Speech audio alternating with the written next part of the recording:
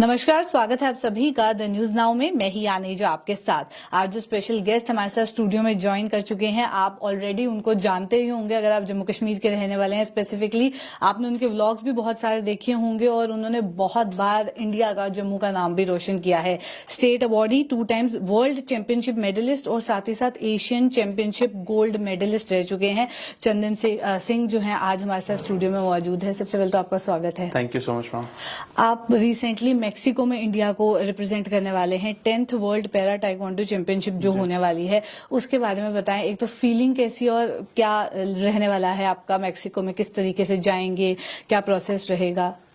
Feeling तो obviously बात है, बहुत ज्यादा प्राउड वाली होती है जब भी आप अपनी कंट्री को रिप्रेजेंट करने जाते हैं। तो ऑलरेडी मैंने 8th और 9th world para taekwondo championship में इंडिया को रिप्रेजेंट किया 2 बारी, 19 और 2021 में। तो this is my 3rd time कि मैं अपनी कंट्री को रिप्रेजेंट करूंगा वर्ल्ड चैंपियनशिप में कंसेक्यूटिवली। सो बस फीलिंग तो बहुत अच्छी है। बस यही है कि जो पिछली बारी 2 सिल्वर मेडल थे, इस बारी कोशिश किया जाएगा कि उसको गोल्ड में कन्वर्ट किया जाए, वर्ल्ड चैंपियन का टाइटल लेके आया जाए अपनी कंट्री के लिए। जी, और आपसे जानना चाहूंगी, पहले आपने इंजीनियरिंग करी, देन आपने स्केटिंग करी, आप फुटबॉल में भी रहे, एंड देन टाइक्वांडो। इतने सारे शिफ्ट एकदम से क्यों? और स्पोर्ट्स में डेफिनेटली आपका रुझान जो है वो नजर आ रहा है, पर skating, then football, then taekwondo ही क्यों सिलेक्ट किया?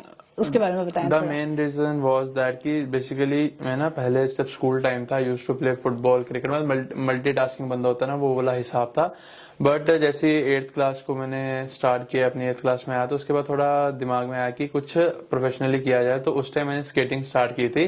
तो उस टाइम इतनी नॉलेज नहीं थी चीजों को लेके कि जो पैरा स्पोर्ट्स होता है वो अलग होता है, जो जनरल स्पोर्ट्स होता है वो अलग होता है। सो मैंने स्केटिंग स्टार्ट की थी, बट जो स्केटिंग थी वो पैरा ओलंपिक्स या किसी भी पैरा गेम्स का पार्ट नहीं थी, ड्यू टू विच अपनी कंट्री को इंटरनेशनली रिप्रेजेंट नहीं कर सकते हम आगे जाके। तो दैट वाज द रीजन। 2012 से लेकर 16 तक मैंने प्रॉपर स्केटिंग किया, जिसमें मैंने स्टेट चैंपियनशिप्स खेली, नेशनल चैंपियनशिप्स खेली, सीबीएसई नेशनल्स खेले, सब कुछ खेला उसमें। बट तो वही था कि आगे मौका नहीं मिल रहा था कि कंट्री के लिए या किसी अच्छे लेवल पे जाके रिप्रेजेंट किया जाए। So that was the main reason I switch to taekwondo, क्योंकि वो पैरा ओलंपिक से रिकॉग्नाइज्ड है, उसकी वर्ल्ड चैंपियनशिप्स होती है, एशियन चैंपियनशिप्स होती हैं पैरा की। तो that was the main reason I shifted to taekwondo. जी, एक और चीज जो मैंने सुनी थी कि जब आप टाइक्वांडो करते हैं तो उसमें कुछ इंजरीज का भी स्कोप रहता है, इंजरीज हो जाती हैं। उसके बारे में थोड़ा बताएं, क्या स्पेसिफिक इंजरीज हैं एंड कैसे आप उसके साथ डील करते हैं? बेसिकली ये एक मार्शल आर्ट गेम है टाइक्वांडो, तो इसमें इंजरीज का होने का चांसेस बहुत ज्यादा होते हैं। जब भी आप वर्कआउट कर रहे हो, जब भी आप किसी फिजिकल एक्टिविटी कर रहे हो इसमें,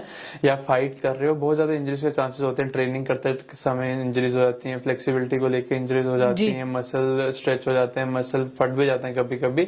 सो इंजरीज के बहुत ज्यादा चांसेस रहते हैं। कभी अगर किक क्लैश कर जाए किक्स, तो हड्डियों पे भी क्रैक्स आ जाते हैं माइनर्स। तो इंजरीज बनी रहती हैं, बट यही है कि उसको फिर रिकवर करके फिर से वापस जैसे प्रॉपर डॉक्टर मेडिकेशन बताता है तो उसको फॉलो करके। बट वही होता है कि जब वो टाइम आता है वो प्रॉपर मेडिकेशन वाला, उस टाइम ट्रेनिंग बड़ी इफेक्ट होती है। जी, सो इंजरीज चलती रहती हैं साथ साथ में, बट ये है कि उसको हल्का हल्का साथ साथ में लेके चलना पड़ता है।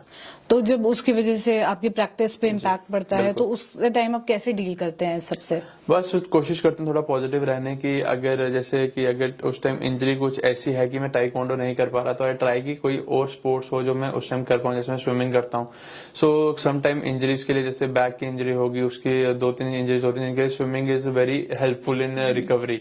सो फिर मैं ट्राई करता हूँ कि तो स्विमिंग की जाए इतनी देर। तो स्विमिंग भी मैं बड़ा इंटरेस्ट रखता हूँ, स्विमिंग कर लेता हूँ उस टाइम पे। फिर जैसे एज सुन एज रिकवरी हो जाती है वापस, तो I switch back to taekwondo. Jammu Kashmir में स्पोर्ट्स को लेके अगर बात करें तो इंफ्रास्ट्रक्चर को लेके आए दिन कंप्लेंट सामने आती हैं। सो आप जब अपने आप को इंटरनेशनल लेवल पे भी प्रेजेंट कर रहे हैं, तो कितनी ज्यादा मुश्किल आती है जब आपको एक लोकल लेवल पे उतना बेटर इंफ्रास्ट्रक्चर ना मिले कि आपको एक इंटरनेशनल लेवल पे डील करना है? दुनिया जहां से लोग आ रहे हैं और उनके पास शायद ज्यादा अच्छी टेक्नोलॉजी है, अच्छे इक्विपमेंट्स हैं, उनके साथ डील करने में कितनी प्रॉब्लम आती है? द मेन थिंग इज वही चीजें होती हैं कि जैसे हमारी सेंसर गेम है, ठीक है जी। सो स्टेट में अगर आप जिस तरीके की आप प्रैक्टिस करते हो ना, उस तरीके का आपका रिजल्ट आता है बाद में जाके। सो हमारी तो यही है कि क्योंकि सेंसर गेम है हमारा, तो सेंसर्स हमारे पास थोड़े कॉस्टली होते हैं, तो वो अवेलेबल नहीं है स्टेट में। बट एज सच की जो हम टूर्नामेंट्स करवाते हैं उसमें हम सेंसर बाहर से मंगवा लेते हैं। बट यही होता है कि सेंसस में अगर हम प्रैक्टिस करेंगे तो और बेटर जाके अपनी स्टेट के लिए या अपनी कंट्री के लिए और अच्छा परफॉर्म कर सकेंगे। सो इंफ्रास्ट्रक्चर इज वेरी इंपॉर्टेंट, क्योंकि लोकली जितना आप स्ट्रांग होगे ना, आपकी बेस जितना स्ट्रांग होगा तो बिल्डिंग उतनी अच्छी खड़ी होगी ऊपर। सिंपल सा कंसेप्ट है। सो जितना हम लोकली प्रैक्टिस उसको करेंगे, सेंसस पे करेंगे, जितनी हाईली स्किल्ड ट्रेनिंग करेंगे तो आगे जाके चीजें आसान हो जाती हैं, क्योंकि कंपटीशन एक दिन का होता है, जो मेहनत होती है वो पूरे साल की होती है पीछे। सो जो साल है वो ज्यादा इंपॉर्टेंट है, वो एक दिन से। सो अगर पूरा साल मेहनत अच्छे से की होगी ना तो वो एक दिन में कुछ चेंज नहीं होगा। So that is the most important thing कि जो इंफ्रास्ट्रक्चर अगर हमें अच्छा मिले, जो हमारे इक्विपमेंट्स है वो हमें प्रॉपर मिले, हमें प्रॉपर सपोर्ट मिले ना, so we can do much better than we are doing now. तो जैसे इंफ्रास्ट्रक्चर की कमी है, उस टाइम पे कोच कितना ज्यादा इंपॉर्टेंट रहता है, उनसे जो आप ट्रेनिंग ले सकते हैं, वो जिस तरीके की गाइडेंस दे सकते हैं, उनके बारे में बताएं। The main thing is sport ले लो, स्टडीज ले लो, या कोई किसी भी तरीके की फील्ड ले लो। सो इट इज ऑलवेज जो आपका मेंटर है ना, he is the most important thing to guide. So जो हमारे कोच सर अतुल सर हैं, ही इज द मतलब क्या कह सकते हैं, backbone of JNK taekwondo association and every athlete of Jammu and Kashmir. So वो प्रॉपर अपनी गाइडेंस देते हैं। हम उन्हीं के अंदर ट्रेन कर रहा हूँ मैं पिछले 5-6 साल से। सो उन्हीं के साथ ट्रेनिंग करके पता चलती है, छोटी से छोटी बारीकी पता चलती है कि इंजरीज को कैसे अवॉइड किया जाए। सो वो हर चीज जितनी भी पॉसिबिलिटीज होती है ना, वो क्या कहते हैं उसको, अपनी जेब से भी पैसे लगा के वो हमें वो सुविधा अवेलेबल कराते हैं कि चलो बच्चों का नहीं भी कुछ बिगड़ना चाहिए, मेरे जेब से भी चल जाए तो कोई इशू नहीं है। तो we are always thankful to Atul sir कि वो हमेशा सपोर्ट करने को तैयार रहते हैं हम एथलीट्स को। जी, एक आपके नेचर भी बहुत ज्यादा स्पॉन्टेनियस है। जैसे आप स्पोर्ट्स में तो रही, आप इंजीनियरिंग में भी बहुत बढ़िया परफॉर्म आपने किया, स्टडीज में भी आपका परफॉर्मेंस जो है हमेशा अच्छी देखने को मिली। अब आप व्लॉगिंग में भी जो है देखने को मिलते हैं, आपके व्लॉग्स बहुत ज्यादा पसंद भी करती है हमारी ऑडियंस। तो एक स्पॉन्टेनियस एटीट्यूड कितना ज्यादा आपको हेल्प कर सकता है लाइफ में? वही चीज है कि attitude is the most important thing. जी, लोगों को नहीं दिखाओ बट अपने अंदर होना चाहिए कि एक पॉजिटिव एटीट्यूड रखना चाहिए कि किसी भी चीज को आप अप्रोच करो तो एक पॉजिटिव एटीट्यूड से अप्रोच करो, या मतलब जो चीज करने का मन है ना तो वो डेफिनेटली करो। जैसे मैं स्विमिंग करता हूँ, ताइक्वांडो करता हूँ, स्केटिंग करता हूँ, फुटबॉल में मैंने एक CBSE नेशनल लगाया, स्विमिंग में I am a 5 time national medalist, मैं अपनी कार खुद ड्राइव करता हूँ। सो मतलब जो चीज करने का मन है ना उसको पॉजिटिव अप्रोच से लोगे वो डेफिनेटली चीज होगी। Studies was never my back point, studies को भी मैंने प्रॉपरली कंप्लीट किया। आई गेस 2021 में ही I have completed my electrical engineering.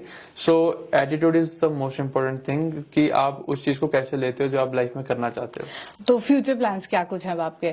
Future plan तो एज सच स्पोर्ट्स को लेके बात किया जाए तो मेन तो भी स्पोर्ट्स का ही है जो फ्यूचर प्लान होंगे। दैट इज अपकमिंग 2028 ओलंपिक्स का एक ड्रीम है, पैरालंपिक्स का, कि अपनी कंट्री के लिए वहां गोल्ड मेडल आया जाए।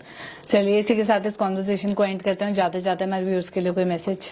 व्यूअर्स के लिए एक ही मैसेज रहेगा कि सफर में सफर करना है या सफरिंग को एक हसीन सा सफर बनाना है, ये चॉइस आपके अपने हाथ में है। So always stay positive. बहुत बहुत शुक्रिया हमारे साथ ज्वाइन करने के लिए। Thank you so much. तो ये थे चंदीप सिंह हमारे साथ। ऐसी और कॉन्वर्सेशंस लेके आपके साथ फिर मुलाकात करूंगी। अभी के लिए दीजिए इजाजत। नमस्कार।